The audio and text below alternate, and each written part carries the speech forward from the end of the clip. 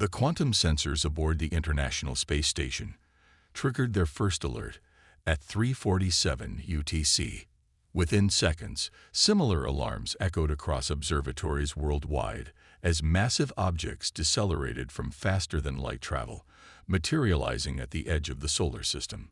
Dr. Sarah Chen, head of NASA's Deep Space Monitoring Division, watched in stunned silence as the readings defied every known law of physics. Multiple contacts, her AI assistant reported.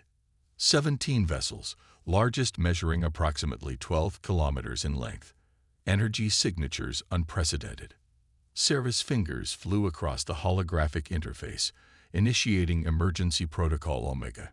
She'd spent 15 years preparing for this moment, though few knew the true extent of those preparations. Send word to Director Hayes. Authorization code. Broken arrow. Across the globe, buried beneath mountains and oceans, systems that officially didn't exist hummed to life. The alien transmission arrived exactly 6 hours after their appearance. It broadcast simultaneously across all frequencies, their language seamlessly translated into every major Earth dialect. People of Earth, we are the Valdari Collective. Your civilization has been deemed potentially disruptive to galactic stability. You have 7 planetary rotations to surrender your world's governance to collective authority. Resistance will result in immediate pacification. In the Pentagon's Quantum Command Center, General Marcus Rivera smiled grimly as he reviewed the transmission. The aliens' arrogance was exactly what Earth's defenders had been counting on. How many of our installations have they detected? He asked. Colonel Jessica Wong, his head of strategic operations, consulted her neural interface. None, sir. Their scans are exactly where we predicted. They're looking for radio emissions, nuclear signatures, conventional space capabilities. They haven't even noticed the quantum shielding. For 30 years, Earth had maintained an elaborate deception. Every public space launch carried hidden purposes. Every failed mission served to reinforce the image of a struggling species barely able to reach its own moon. Meanwhile, deep within the asteroid belt and beneath the lunar surface, humanity had built something unprecedented. Status of Operation Shadowfall? Rivera asked. All systems green, Wong replied. Quantum Fleet is powered up and maintaining stealth protocols. Strike groups are in position throughout the system. We can launch the counter-offensive the moment they make their move. Rivera nodded, his neural implant connecting him to the vast network of humanity's hidden defenses. Through it, he could sense the readiness of thousands of soldiers and pilots, their minds linked to vessels that combined Earth's greatest technological achievement, the fusion of quantum mechanics and human consciousness. The aliens thought they were facing a primitive species armed with chemical rockets and radio communications.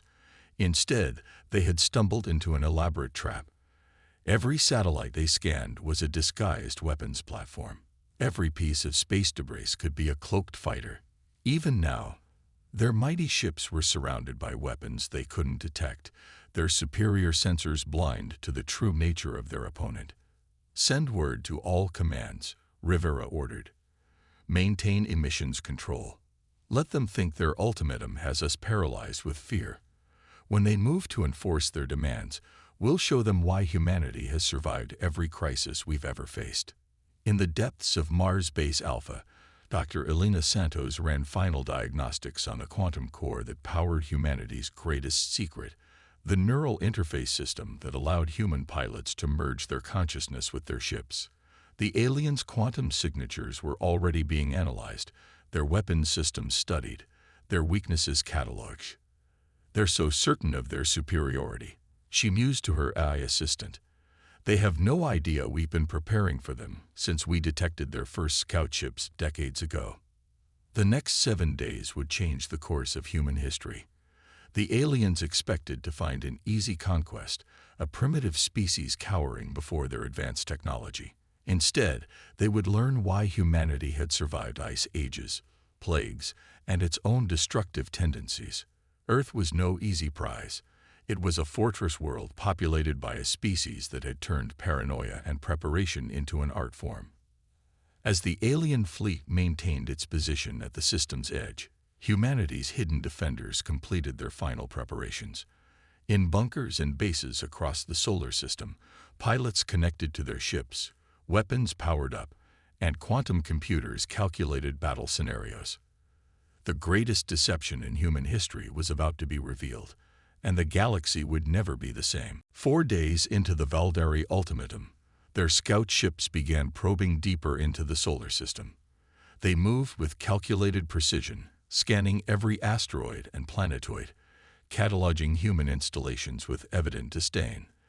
Their sensors registered only what Earth wanted them to see: outdated satellites, primitive space stations, and scattered mining operations. Deep beneath Europa's icy surface, Commander Maya Patel watched the alien vessels through quantum imaging arrays that remained completely invisible to Valdari technology. Her neural interface hummed softly as it fed real-time data directly into her consciousness, allowing her to track every movement of the enemy fleet.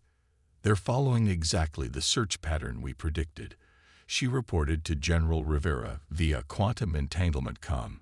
"Their arrogance is making them predictable." The Valdari's error was fundamental.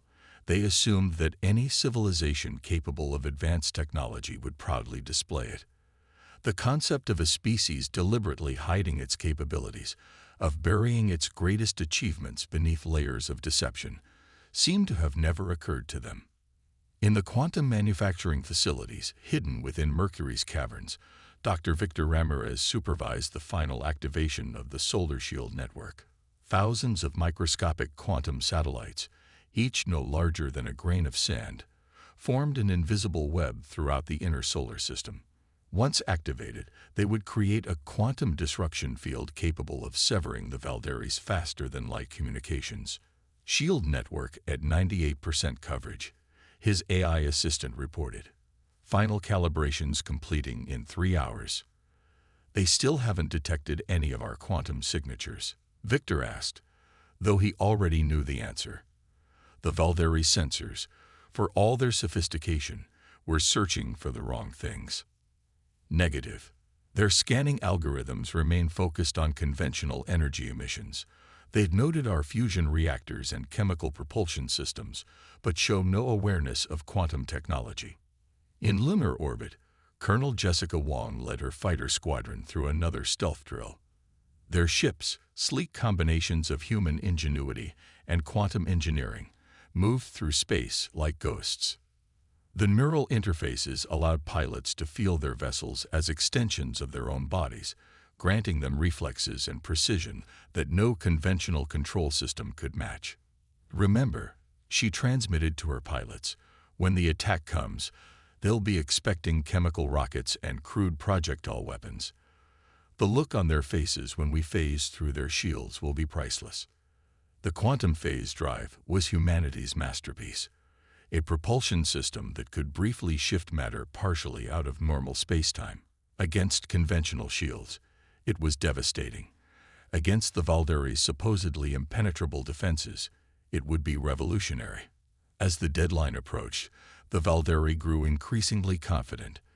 Their scans had revealed exactly what they expected: a species barely capable of reaching its own satellite, armed with weapons that posed no threat to their advanced shields.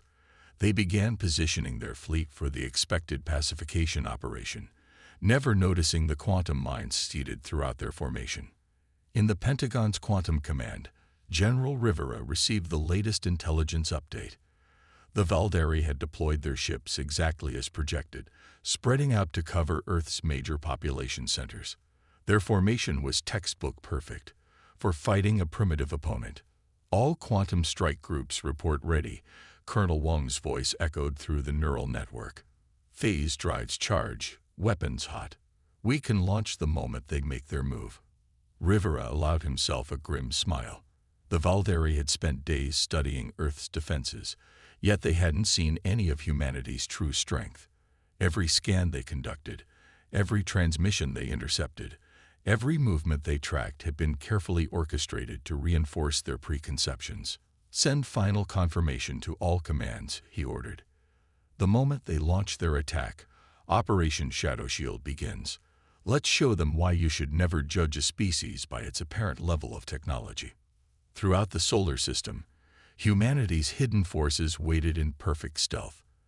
The Valdari ultimatum had less than 24 hours remaining, and Earth's defenders were ready to reveal just how badly the aliens had underestimated their prey. Dr. Elena Santos made a final check of the neural interface systems.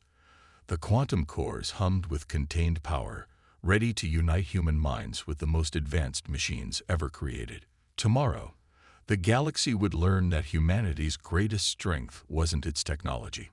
It was its ability to turn paranoia into preparation, and preparation into triumph. The Valdari launched their attack exactly as their ultimatum expired. Massive energy weapons powered up across their fleet, targeting what they believed to be Earth's critical defense installations. Their sensors showed no significant military response, exactly as they expected from a primitive species facing overwhelming force. That's when Operation Shadow Shield revealed humanity's true face. Colonel Wong's voice cut through the quantum network. All units, execute Phase 1.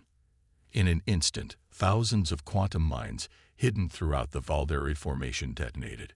But instead of explosions, they released precisely calibrated quantum fields that disrupted the aliens' faster-than-light communications. The Valdari fleet, suddenly cut off from their command network, experienced something they hadn't faced in centuries: confusion. Solar shield network activated, Dr. Ramirez reported from Mercury Base. The microscopic quantum satellites sparked to life, creating a web of energy that further scrambled the Valdari sensors.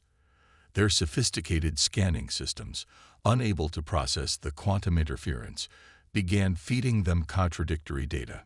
Commander Patel led the first strike from Europa. Her squadron of quantum fighters emerged from stealth, their phase drives allowing them to appear literally inside the Valdari formation. Target their command and control nodes, she ordered through the neural link. Don't let them coordinate their defense. The Valdari's first indication that something was wrong came when their supposedly impenetrable shields failed to stop the human attacks. Phase-shifted quantum torpedoes passed through their defensive screens as if they didn't exist, rematerializing at precisely calculated points within their ship's vital systems. Multiple direct hits confirmed, Maya's AI reported. Enemy fleet attempting to regroup, but their formation is breaking down. They can't maintain coherent command and control. In lunar orbit, Colonel Wong led her fighters in a series of devastating attack runs. The neural interfaces allowed her pilots to react with impossible speed, their ships moving in ways that violated everything the Valdari knew about space combat. Keep them off balance, she transmitted. Don't let them adapt to our attack patterns. The Valdari's response was telling. Their ships began firing blindly, their sophisticated targeting systems rendered useless by the quantum interference. Their attempts to coordinate were met with static, their battlefield AI unable to process the impossible data it was receiving. Dr. Chen, monitoring from NASA's Deep Space Network, watched with satisfaction as the alien fleet's formation crumbled. They're starting to realize, she commented to her eye, but they still don't understand what they're really fighting. The truth was, humanity had spent decades preparing not just weapons and defenses, but an entirely new form of warfare. The quantum technology, devastating as it was, served primarily to enable human creativity and adaptability. Every ship in Earth's defense fleet was an extension of its pilot's consciousness, allowing for tactics that no eye could predict. General Rivera coordinated the battle from quantum command, his neural interface connecting him to every aspect of the engagement. Through it, he could feel the pulse of combat. The flow of human consciousness merged with quantum machinery. Launch Phase 2, he ordered. Show them what happens when you back humanity into a corner. From hidden bases throughout the asteroid belt, Earth's heavy combat vessels emerged. These weren't the small fighters that had launched the initial strike, but massive warships that had been concealed for precisely this moment. Their quantum cores pulsed with power as they moved to encircle the already disoriented Valdari fleet. Enemy vessels attempting emergency FTL jumps, Colonel Wong reported. "The solar shield is holding. They're trapped in normal space." The Valderi's confidence had transformed into desperation. Their superior technology, instead of guaranteeing victory, had become a liability. Every system they relied on was being turned against them by an enemy they had fatally underestimated. Dr. Santos, monitoring the neural interface network, saw something remarkable in the data. The human pilots, their minds linked directly to their ships, were learning and adapting faster than any AI could.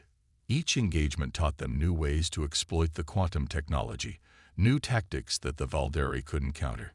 "This is why we succeed," she transmitted to General Rivera. "Not because our technology is superior, but because we never stopped preparing for the worst. We never assumed we were invincible." As the battle entered its second hour, the outcome was becoming clear. The Valderi fleet, cut off from reinforcement and unable to coordinate effectively, was being systematically dismantled by an enemy they had dismissed as primitive. Earth's defenders, flowing through space like a deadly dance, demonstrated why humanity's greatest strength had always been its ability to turn adversity into advantage.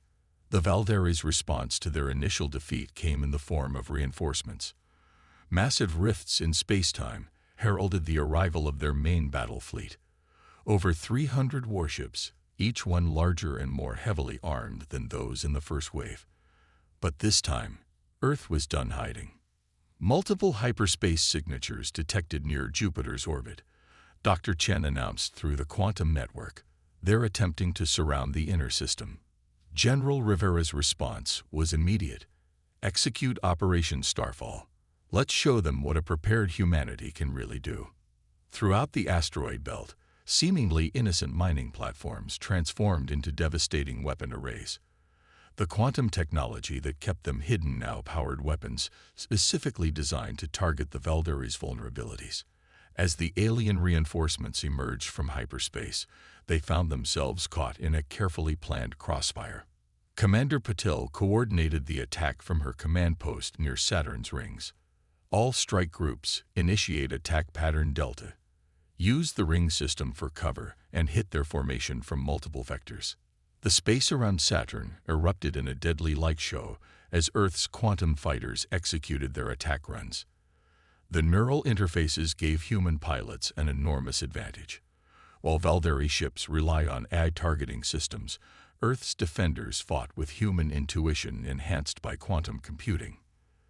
"They're adapting to our phase technology," Colonel Wong reported as her squadron engaged a group of Valderi heavy cruisers. "But they still haven't figured out how to track our quantum signatures. Keep varying your attack patterns." The battle spread across the solar system as both sides employed their full arsenals. The Valderi's technological superiority was evident in their raw firepower, but humanity's preparation and tactics repeatedly gave them the upper hand.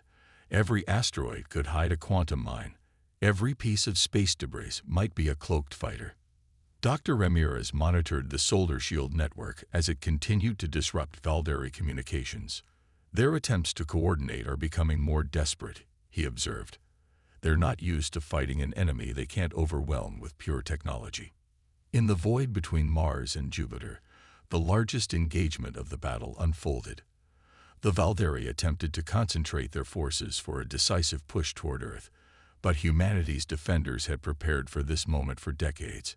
Hidden quantum accelerators, disguised as automated mining equipment, activated throughout the asteroid belt. "Gravitational weapons online," Dr. Santos reported, initiating localized space-time distortions. The effect was devastating.